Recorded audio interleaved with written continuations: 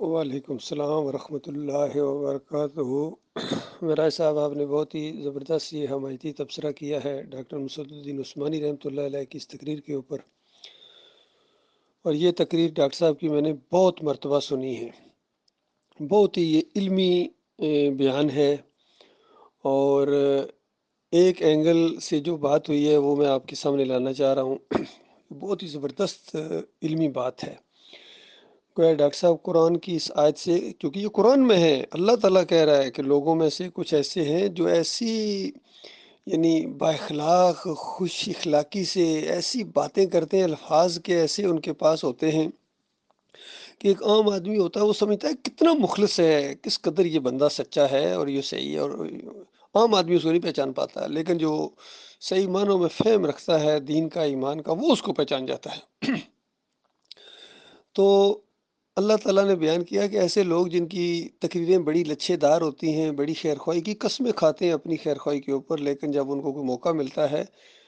اقتدار ملتا ہے، یا کہیں ناظم بنائے جاتے ہیں یا امیر جماعت بنائے جاتے ہیں، تو اس کے بعد وہ تباہی لاتے ہیں کہ اللہ کی پناہ۔ یقین کیجئے یہ تقریر ڈاکٹر صاحب کی، یہ جو دو کردار سامنے آئے ہیں، ایک وہ جو اس طرح فسادی ہو، یعنی فساد برپا کرنے والا، اور اس کے مقابلے میں اللہ تعالیٰ کہتا ہے کہ سارے نمک حرام اور غدار نہیں ہیں، انسانوں میں کچھ ایسے بھی ہیں جنہوں نے گویا اپنی جان کو بیچ دیا ہے، اپنی جان کو بیچ دیا ہے اللہ کی رضا حاصل کرنے کے لیے۔ اس طرح کی ایک آیت قرآن میں بھی ہے، یعنی بالکل آپ سمجھیے کہ توحید کے معیار کی چوٹی کی یہ آیت ہے کہ ان اللہ اشتری من المؤمنین انفسهم واموالهم بان لهم الجنہ، کہ مومنوں کے جان اور مال اللہ نے خرید لیے ہیں، یعنی یہ اختیاری سودا کیا ہے، مومنوں نے اپنے مالک اور خالق کے اوپر ایمان لائے ہیں، اور جو اللہ کا سچا وعدہ تھا کہ تمہاری جان اور تمہارا مال جو کہ میری دی ہوئی ہے، مالک فرماتا ہے، صرف یہ نہیں کہ فوراً مجھے دے دو ایک دم، نہیں، اپنے پاس ہی رکھو، لیکن اس طرح اس کو استعمال کرو جس طرح مالک فرماتا ہے میں جاتا ہوں، تو میری سمجھ کے اس کو استعمال کرو، اب یہ تمہاری نہیں ہے، تمہاری کیا چیز ہے، اس کے بدلے میں جنت میں تمہیں دوں گا۔ تو اس طرح کا کردار بھی ہے کہ جس نے اپنی جان کو بیچ دیا گیا اللہ کی رضا حاصل کرنے کے لیے۔ تو یہ جو دو کردار ہمارے سامنے آئے ہیں، اگر یہ دو کردار سامنے نہ آتے تو ہمیں یقین کیجئے قرآن کی اس آیت کا صحیح طرح معنی مفہوم سمجھ میں نہ آتا اس دور کے اندر خاص کر۔ ایک کردار ہے ڈاکٹر مسعود الدین عثمانی رحمۃ اللہ علیہ کا، جنہوں نے واقعی اپنی جان اور مال گویا بیچ دیے تھے، اور اس طرح اللہ کے راستے میں انہوں نے لگائے، اپنی جان کھپائی۔ تو دوسرا کردار سامنے آیا محمد حنیف کا، اس کی باتیں واقعی اس کی بھی بڑی زبردست، بڑا انتہائی با اخلاق، معصوم سا چہرہ، سادگی، محنت کرنے والے، سب کچھ، اور اسی چیز سے لوگ دھوکہ کھا گئے۔ اللہ نے کہا تھا دھوکہ نہ کھانا، لیکن انسان دھوکہ کھا گئے۔ انہوں نے شرک کا انجیکشن دے دیا، ان کی شخصیت کو پہلے منوایا انہوں نے اپنی جماعت کے اندر، اور بھی دیکھیں ان کے مرنے کے بعد بھی اخبار میں دیا، بڑے ممتاز عالم دین جی، مفسر قرآن، اور بڑی 37 سالہ دین کی خدمت، اور اس کے بعد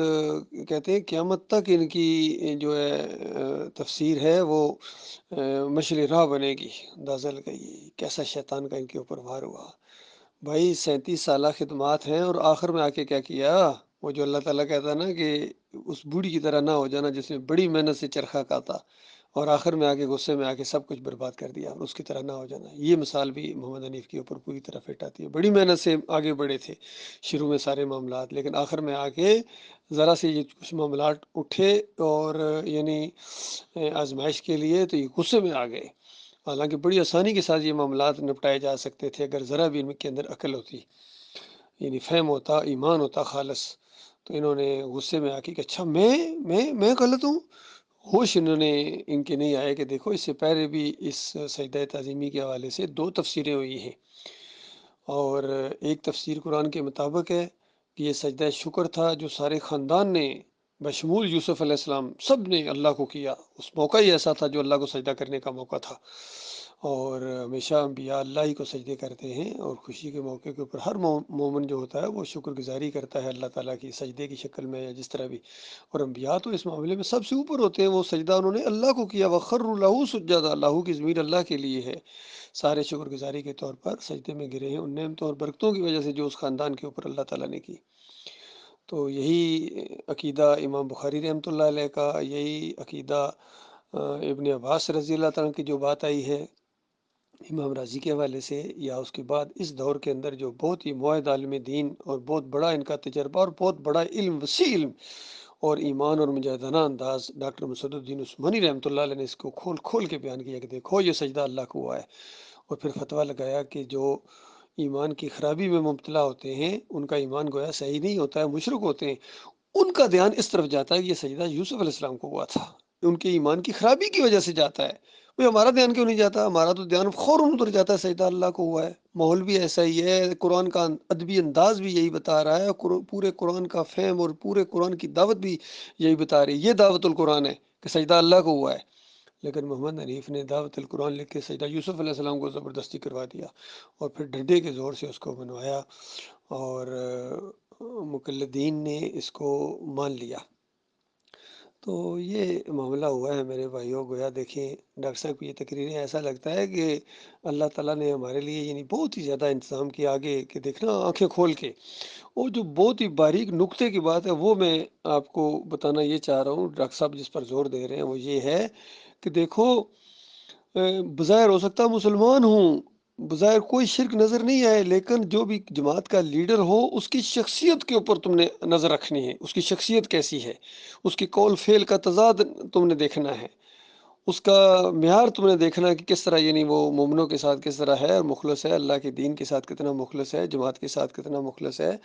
اور کس طرح وہ برتاؤ کرتا ہے اپنی زندگی کے اندر مومنوں کے ساتھ۔ کہیں ایسا تو نہیں کہ امیروں کو بہت اہمیت دیتا ہو اور غریبوں کو کم اہمیت دیتا ہو، یا اس کے اپنے معیار ہوں، یا مال کی طرف جھکا ہوا ہو یا شرک کی طرف جھکا ہوا ہو، یہ ساری چیزیں رکھنی ہیں، ذہن میں رکھنی ہے، ورنہ وہ مار پڑے گی، وہ مار پڑے گی، ڈاکٹر صاحب کہتے ہیں۔ تو اس انداز سے کہ دیکھو یہ بہت ضروری چیز ہے، یہ ضروری نہیں ہوتا کہ بس بظاہر کوئی شرک نہیں ہے جی، ہیں تو مومن جی، بھائی ہیں مومن لیکن لیڈ کرنے کے لائق نہیں ہے۔ لیڈر وہ ہوگا جو بہت ہی مضبوط ہو اور جو اس ایمانداروں کی اس جماعت کو، اس ٹرین کو بالکل سیدھا لے کے چلے، کہیں رکے نہ، کہیں گھبرائے نہ، کہیں وہ کھڈے میں نہ جا کے گرے۔ اور دنیاوی لحاظ سے ہم ایسے ہی کرتے ہیں، دیکھیے دنیاوی لحاظ سے اگر بتایا جائے یہ بہت زبردست شاندار جدید یعنی ماڈل کی یہ گاڑی ہے، لیکن صرف ڈرائیور ایسا ہے کہ بس کبھی کبھی وہ نشہ کرتا ہے، کبھی کبھی نہ وہ غصے میں آ جاتا ہے اور کہیں کھڈے میں بھی مار کے غصے میں کر دیتا ہے، تو کوئی بھی اس گاڑی میں نہیں بیٹھے گا۔ اور کہا جائے دوسری گاڑی ہے تو تھوڑی سی چھوٹی ہے لیکن اتنی زیادہ اس میں سہولتیں بھی نہیں ہیں، لیکن ڈرائیور بہت پرفیکٹ ہے اور بالکل زبردست سکون کے ساتھ گاڑی چلاتا ہے، آپ کو مزہ آ جائے گا اس میں سفر کرنے کا، تو سارے کہیں گے اس میں بیٹھیں گے۔ تو یہ دیکھو اس معاملے کو ہم سمجھ جاتے ہیں، لیکن دین کا جب معاملہ آتا ہے تو وہاں یہ چیز ہم عقل نہیں استعمال کرتے ہیں۔ تو اسی وجہ سے جتنے گروپ بھی بعد میں نکلے ہیں، اگرچہ ان کے عقیدے کے اندر خرابی نہیں تھی، محمد حنیف کے ساتھ جو بھی ان کے معاملات ہوئے تھے اس کے بعد یہ ضد میں آ کے نکل گئے اور پھر ڈٹ گئے اس کے اوپر،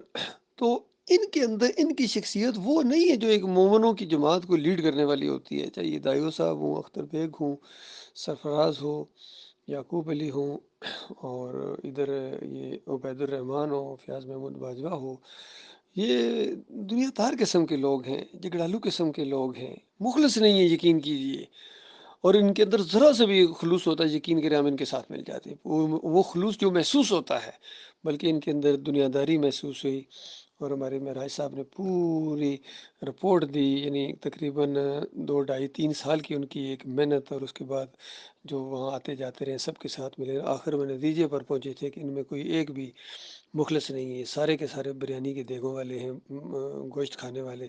اور فنڈز اکٹھے کرنے والے، اور ان کا یہ انداز ہے۔ تب ہم نے یہ، حالانکہ شروع میں ہمارا یہ ارادہ تھا کہ ذرا محمد حنیف لوگوں سے نبڑ لیں، اس کے بعد اس لوگوں کو اکٹھا کریں گے، اور جو بھی زیادہ مخلص ہوں گے جس طریقے سے بھی، جو بھی ان میں اکٹھا کرنے کے بعد بٹھا کے سب کو، اور پھر ایک مخلص آدمی کو امیر بنا دیا جائے گا، سارے مل کے اللہ کے دین کا کام کریں گے۔ لیکن جب بھی ہم ان کے قریب گئے ہیں، ان کے اندر سے وہ مسلک پرستی والا انداز، فرقہ پرستی والا انداز جو بریلویوں کے اندر، دیوبندیوں کے اندر، اہل حدیثوں کے اندر اور محمد حنیف کے اندر تھا، وہ ان سب کے اندر پایا جاتا ہے کہیں نہ کہیں۔ اور ڈاکٹر عثمانی رحمۃ اللہ علیہ سے کہیں نہ کہیں اختلاف رکھتے ہیں، اگر مخلص ہوتے تو کبھی نہ رکھتے، فہم کے اندر، عقائد کے اندر، لیکن سب نے اختلاف کیا ہے۔ اختر بیگ نے اختلاف کیا ہے، یعنی کوئی اگر دوست کی قبر پر بھی چلا جاتا ہے، وہ غلطی سے بھی چلا جاتا ہے یا اس کو گناہ سمجھتے ہوئے چلا جاتا ہے، پھر بھی کہتے ہیں نہ نہ نہ یہ مشرک ہے، یا کوئی ماں کی قبر کا ڈاکٹر صاحب کہتے ہیں گناہ گار ہے، یعنی یہ سنت سے میں یہ چیز ملتی نہیں ہے، تو جو سنت کے خلاف کوئی عمل اس نے کیا ہے وہ گناہ گار ہے، اور گناہ گاری مان بھی رہا ہے، لیکن بیگ صاحب کہاں ماننے والے ہیں۔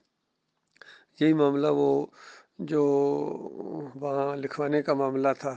صلح حدیبیہ کے موقع کے اوپر، وہاں روایتوں میں آ گیا، مسلم بخاری کی روایتیں ہیں کہ نبی علیہ السلام نے اس کو مٹایا اور لکھ دیا، تو ڈاکٹر صاحب کہتے ہیں اگر یہ معاملہ اس طریقے سے لیا جائے تو پھر یہ معجزہ ہوگا، کیونکہ نبی علیہ السلام تو لکھنا نہیں جانتے تھے، تو کتنی سادہ سی بات ہے، بات ختم۔ لیکن یعقوب علی بگڑ گئے، نہ نہ نہ، کہتا یہ معجزہ ہو ہی نہیں سکتا۔ اس کے بعد کتنی قرآن آیات کو تروڑ مروڑ کس نے پیش کیا اپنے باطل موقف کو، یہ اصل میں اس کا اصلی جرم ہے۔ اگر صرف بات وہاں تک رکھتا، دوسروں کو رد نہ کرتا، تو معاملہ ذرا کم شدت تھی، لیکن اس نے جب قرآن کی آیات کو معجزات کے ساتھ کھلواڑ کھیلا، پھر یہ پتہ چل گیا کہ یہ بندہ تو بہت ہی بڑا مولوی ہے ہوئے۔ تو باقی جب فیاض محمود کی باتیں ان کے سرپرست اعلیٰ کے جھوٹ سامنے آئے، تو پھر بالکل ہم اس نتیجے پر پہنچے کہ یہ بالکل سارے کے سارے کھلاڑی ہیں، یہ دنیا کے کھلاڑی ہیں، ہمارا ان سے کوئی تعلق نہیں ہے، یقین کیجیے۔ ان کے اندر جو مخلص لوگ ہیں وہ آہستہ آہستہ ہماری طرف آ رہے ہیں، لیکن یہ بڑے جتنے 7 8 9 ٹوٹل مولوی ہیں، انہوں نے جماعت کا بیڑا غرق کیا ہے۔ یہ مجرم ہیں بہت بڑے بھائیو، چھوڑو ان کو، یقین کرو یہ تمہاری دنیا بھی برباد کریں گے، تمہاری آخرت بھی۔ آؤ ہمارے ساتھ مل کے اللہ کے دین کا کام کرتے ہیں، جو صحیح معنوں میں اگر کرنا چاہتے ہو، جہاد کرنا چاہتے ہو، مجاہد بننا چاہتے ہو، تو یہ پلیٹ فارم ہے جس کے امیر ہمارے کمال خان صاحب ہیں۔ خود تجربہ کرو اللہ کے بندو، دیکھو آخرت، تمہاری آخرت کا معاملہ ہے،